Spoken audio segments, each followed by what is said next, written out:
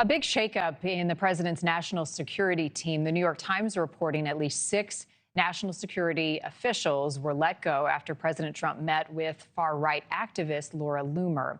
Loomer reportedly brought a list of names to her meeting with the president, arguing that they were not loyal and needed to go. She says the list was based on her own vetting of Trump administration officials. The president denies Loomer has anything to do with the firings. I asked NewsNation political editor Chris Steyerwalt how Loomer is viewed by Trump's inner circle.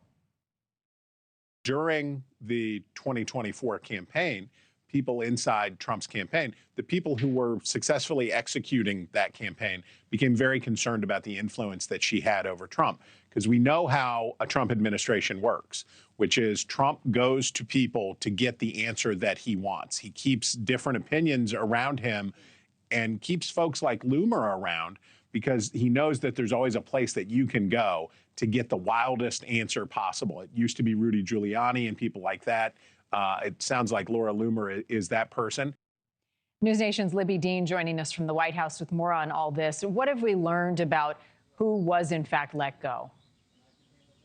So the latest shakeup by the Trump administration, Marni, and leadership is actually at the National Security Agency. We've learned that they have fired the head of the NSA, Timothy Haugh, and his deputy, Wendy Noble. Now, multiple sources confirming this to NewsNation. Now, this ousting last night reportedly catching some intelligence officials off guard, and it's something that Democratic senators were very quick to condemn. Now, General Haugh was in this position for just over a year, and not only did he head up this agency, he also served as director of Cyber Command, which oversees military operations relating to cybersecurity. And of course, he was a Biden appointee, and we're learning that Lieutenant General William Hartman is now the acting director of the NSA, being quickly promoted to head up one of the most powerful intelligence agencies in the world. So a big shakeup there from the Trump administration at the NSA today. So at the NSA, what more can you tell us, Libby, about firings that are happening at the National Security Council?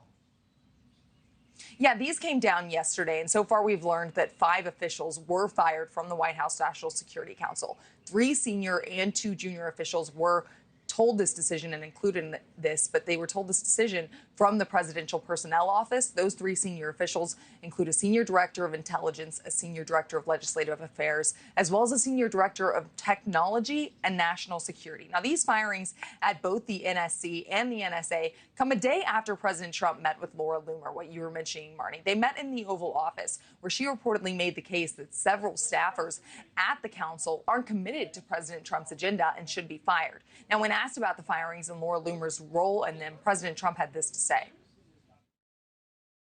We're going to let go of people that we don't like, or people that we don't think can do the job, or people that may have loyalties to somebody else. You'll always have that. Yesterday, she recommended some people for jobs. Did she have anything to do with the NSC aides who were ousted? No, not at all.